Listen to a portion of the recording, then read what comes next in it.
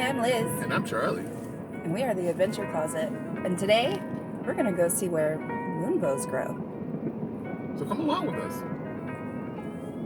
Welcome to the Adventure Closet. I'm Liz, and this is Charlie. We are two 80s and 90s kids that never lost their sense of wonder. We're all over the map, exploring wild and abandoned places, discovering rocks, geology, and history of different areas, all while living and traveling in our minivan Opal. I guess you can say our life is a mixtape of adventures. So hop in the van, hit the subscribe button, and let's go somewhere. Good morning. We haven't had coffee or breakfast.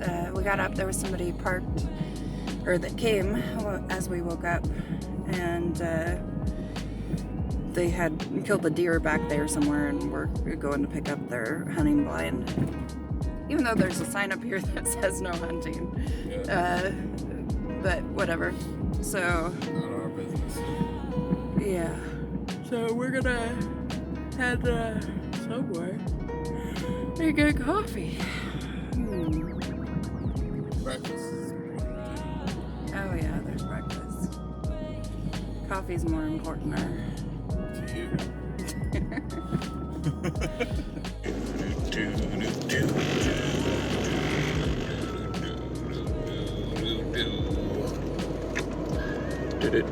Dora.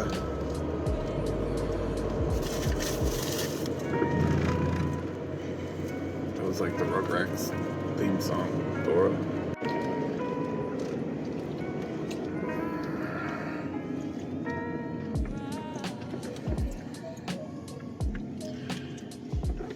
So you notice that said Cumberland Falls State Resort Park. I've noticed a lot of these state parks are called state resort parks. They've got a lot of activities in them, such as zip lining, I think. And there's just like a resort with a swimming pool and stuff. Birds.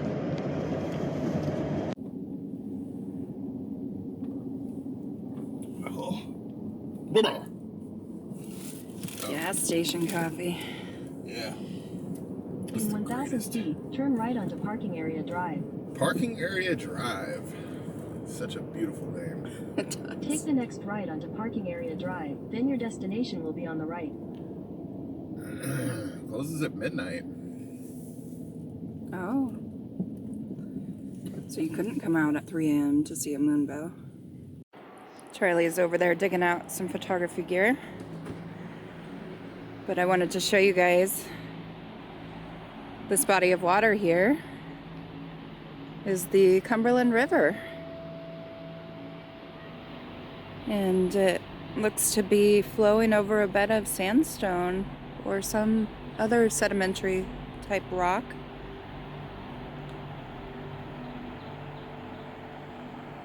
It's beautiful.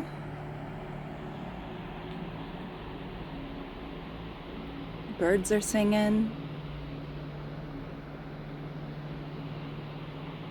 I think I hear the falls in the distance.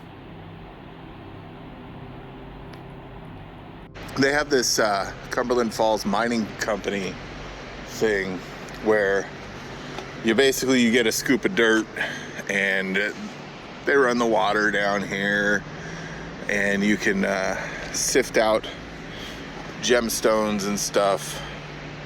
Looks like it'd be great for kids, and maybe kids of all ages would enjoy that. But just a little bonus here at Cumberland Falls. It's the top of the falls.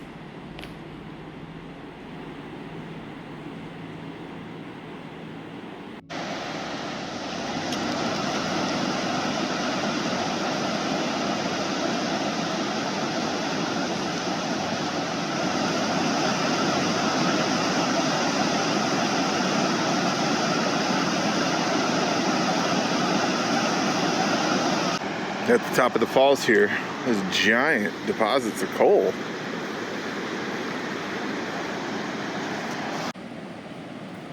There's a rainbow shooting up from Charlie right now.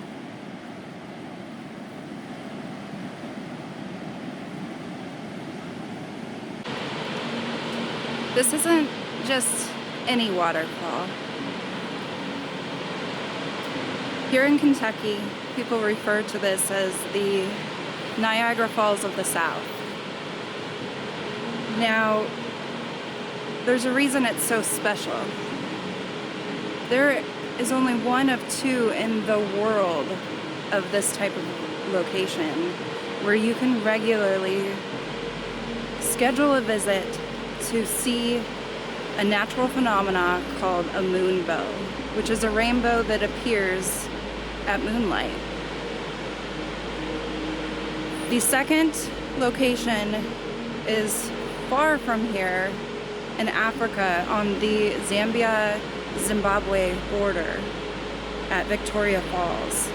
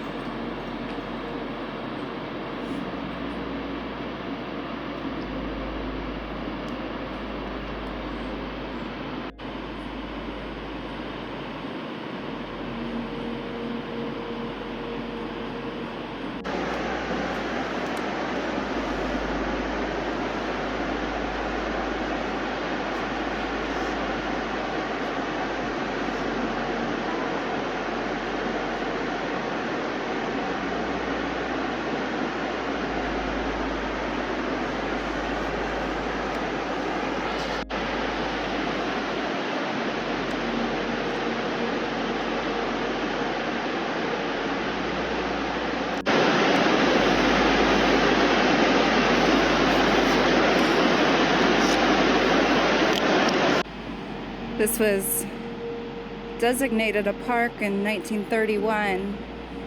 However, 10,000 years ago, the Cherokee and the Shawnee people inhabited this area, taking shelter underneath these rock overhangs. And Cumberland Falls was known as the Great Falls.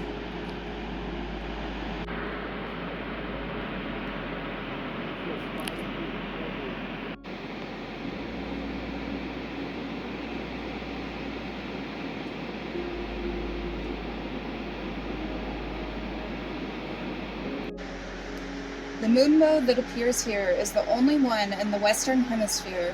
It may be observed under a full moon and a clear sky. An arch of white light is usually produced at base of the falls and continues downstream. Generations of people have visited here to see this natural phenomenon. Last hotel on this site, Moonbow Inn, was named for the moonbow. There's a couple boats down here at the bottom of the falls.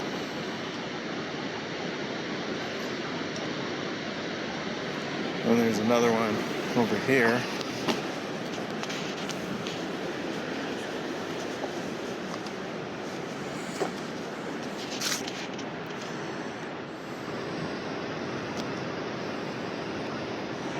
and some kayaks. Well, that was pretty cool. We wouldn't have known about this if it hadn't have been for a nice lady at the library talking to us. We mentioned we had a YouTube channel, and she's like, "Oh, have you been to Cumberland Falls to see the Moonbows?" And we're like, "No, we haven't even heard about it." Because we never do our research, guys. Like, we just stumble across all this stuff. Literally. That's how we roll. But thank you to the lady at the library for suggesting this. It was definitely a beautiful stop, and we got to share it with you guys because of her. So hopefully she's watching, and hello. A moonbow is created the same way a rainbow is created, when light reflects through the mist of the water. But in this case, instead of the sun, it is the rays of the moon on usually like close to a full moon at a low level in the sky, reflecting through the water and creating a rainbow basically. But since the light is so faint, all of the colors kind of mix together in the naked eye to become white. So it just becomes a white arc in the water. When she first said it, I was thinking about the rings around the moon and how the moon rings kind of look like rainbows sometimes, but it's a totally different phenomenon. It's actual rainbow made from the moon. So that's pretty cool. This is one of the only places in the world where you can schedule seeing one. Yeah, and actually the list of places that you can see it elsewhere is very short. Yeah, it's like 4 in the world? Yeah, like 4 or 5 others in the world. The Yosemite is one, here is the other, and those are the only 2 in the United States. But this is one you can actually schedule to see. I think there's some in the cloud forest of South America. So, yeah. So there is another falls called Dog Slaughter Falls, but it's like 3.5 miles. But what I did want to show you guys is, remember that cave we went to that was alongside that river, the Resurgence Cave, when we were down by the Turkey Foot campground? We're on the same trail here, and we're a lot of miles from where we were on the trail there. So, pretty cool. Interesting name though, Dog Slaughter Falls. I wonder how it got its name. My theory, Dog Slaughter Falls, somebody was hiking with their dog got too close and fell off. So they named it Dog Slaughter Falls. Just a theory, I mean, that makes sense. I mean, that would be a great way to name it. Horrible way for your dog to go though. Dog probably survived. Swam off, found some new owners. Didn't hike as much anymore.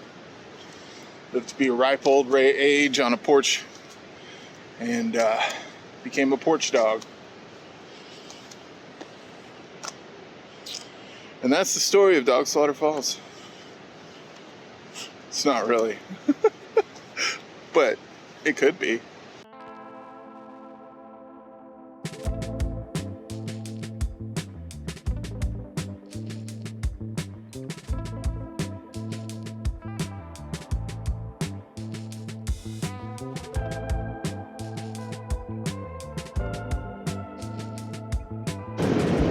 Wow, that thing has to be like 20 feet tall, 40 feet tall maybe.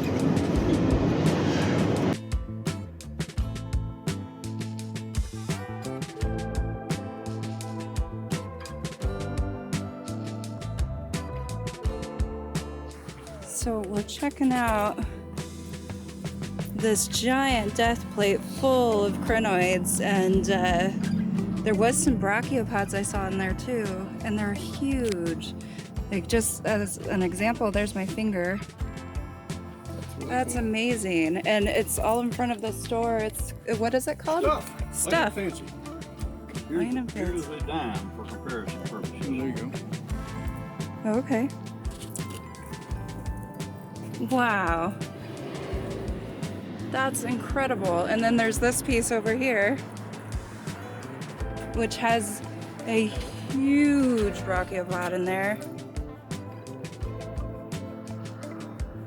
That's so cool. All right, so we're at a spot. It's a road cut. It was recommended to us by our friend Kurt over at Rockhounding, or I think it's rock.hounding.adventures on YouTube. We'll definitely link him below. We just got here and just kind of scoping the area out. We're going to keep it a secret because he was nice enough to give us this location so we can find some cool stuff. But immediately, I hope you guys can see this.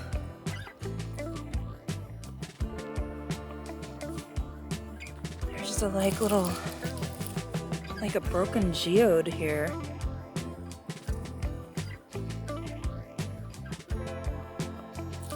But, wow. That's not all, guys. There's also a dollar bill.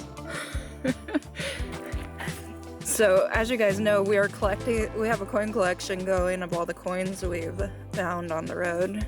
That's dollars going in there.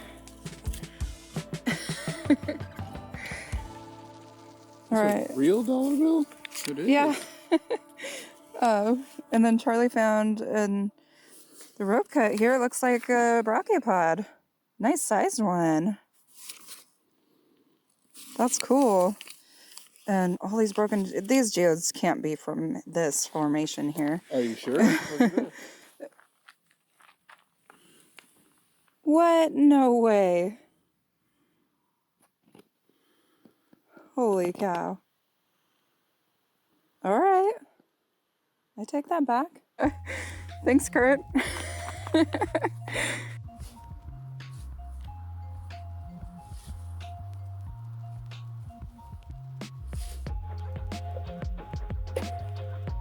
Wow.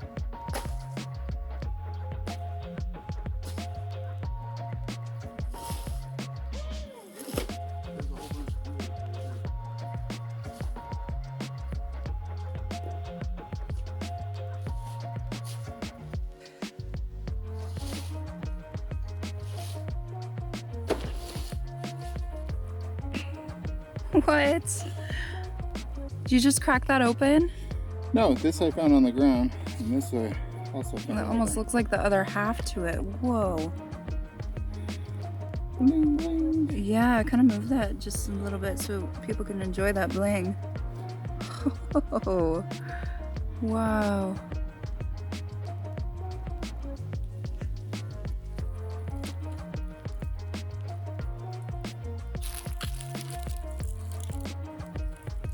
A little geode.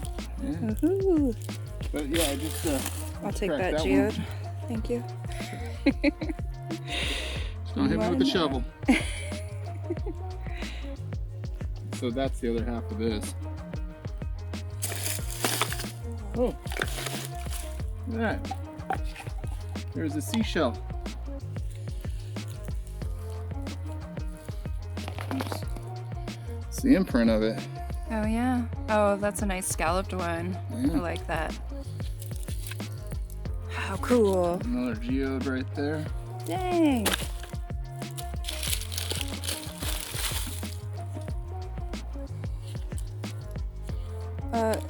This is awesome. We haven't even hardly scraped the surface here. This just was laying on the ground. Yeah. Wow. Oh yeah. Is there something? Careful, there those spiders are.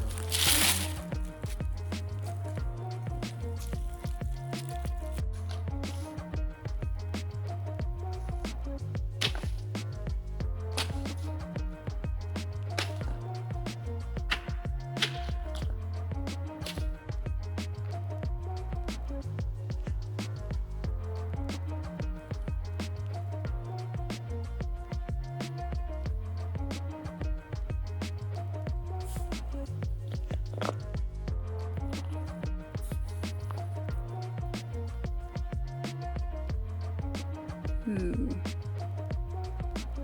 That's cool. Wow.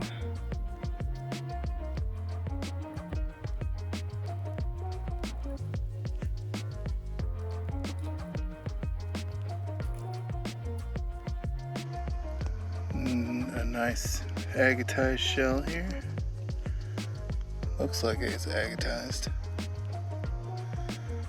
That's a pretty cool one.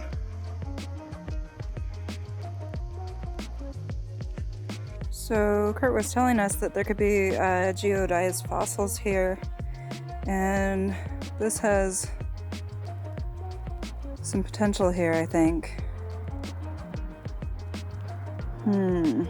That's coming home to the van with us.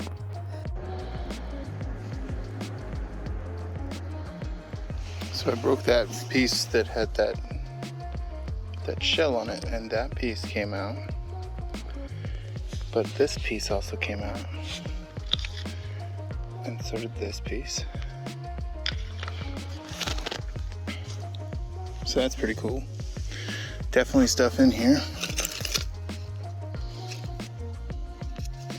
And I'm wondering if these little concretions are things as well.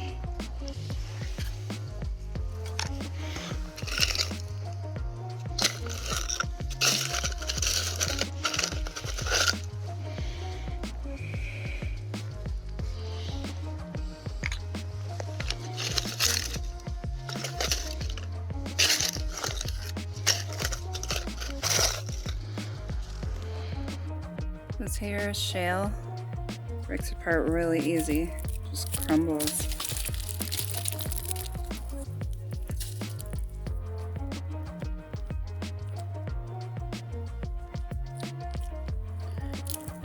Shale's a metamorphic rock, and a lot of the times you can find fossils in it.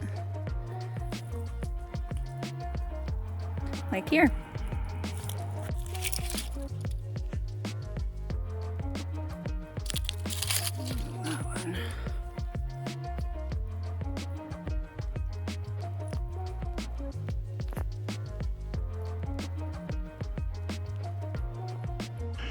Just walking back to the van, making money. Found a 1968 Canada coin. And right next to it, a $5 Portuguese coin from 1970. So, making money. Rockhounding. Found a really cool brachiopods impression. Right. Yeah.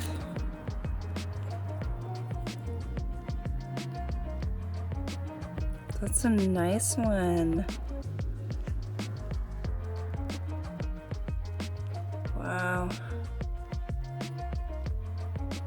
Neat. I'll be keeping that. Oh, and there's a little tiny baby geode right next to it. Yeah, buddy.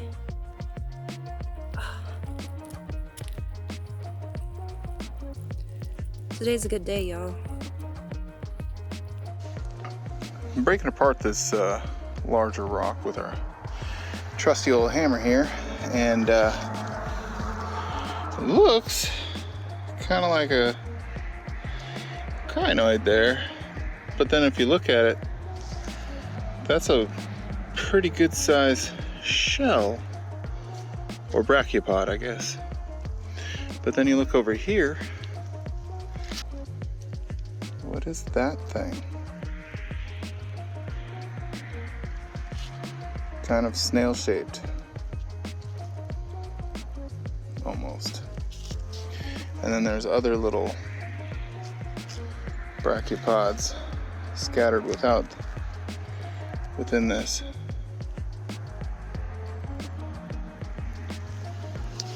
So that's cool.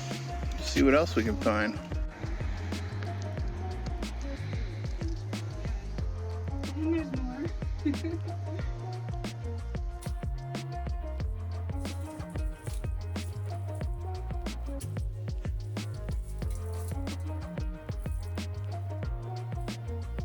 So cool.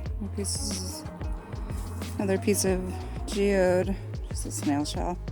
And I'm gonna put some of these things down. So I just want to show you guys everything at once. So I'm so sorry. But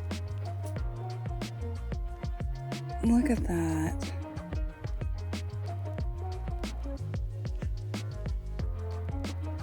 It has that like metallic sheen to it.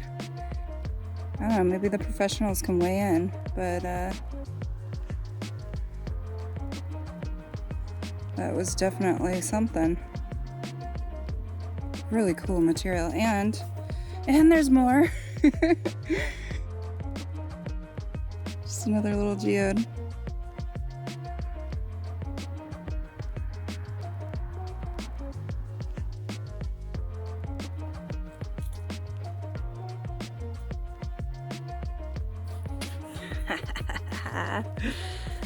Look at that. That's my biggest geode here yet. Oh yeah. Oh, that's nice. Yes.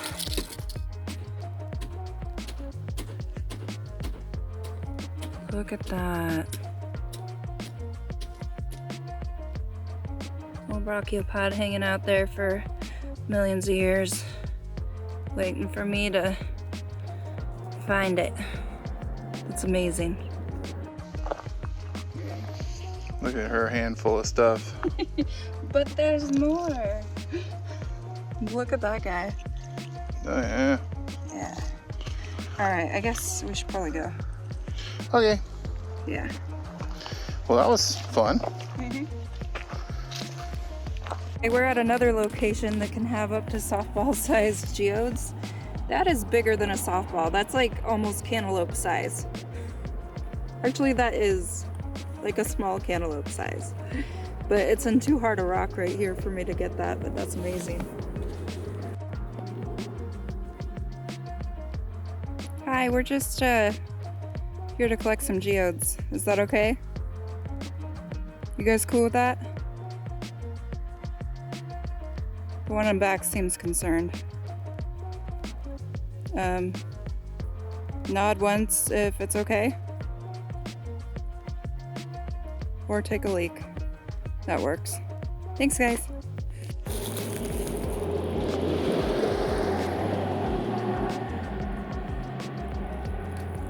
Alright. Nothing like a wintertime stream crossing. It's fall. Woo! Oh, that's refreshing. So we are at another secret spot that we can't show you. Thanks again, Kurt.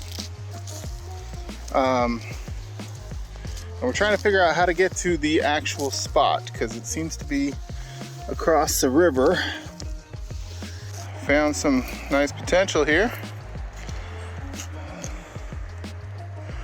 Nice. Across the way we also found a nice crinoid. Oh, look at that. There's another sparkly potential. Well, we got to that spot, we crossed the river, there's some really cool stuff, but we had to leave. And there was farmers that came in to harvest some soybeans that were growing there, so we were, yeah, there's a rainbow. I'll show you that too. So we couldn't rock down there because there was a farmer showed up and they started harvesting a field that was pretty much right there. There's the other half of the rainbow. Oh, whoa. I think it's more of a sundog than a rainbow. Sundog. Sundog? What's up, Sundog? Yeah, that's all I got to say about that. Check out these old buildings. Okay.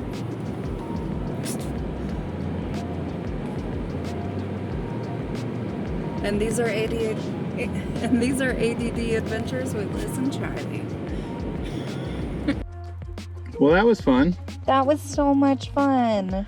Don't forget to like and subscribe and check us out on Patreon, and we'll see you next time. Bye now. Bye now.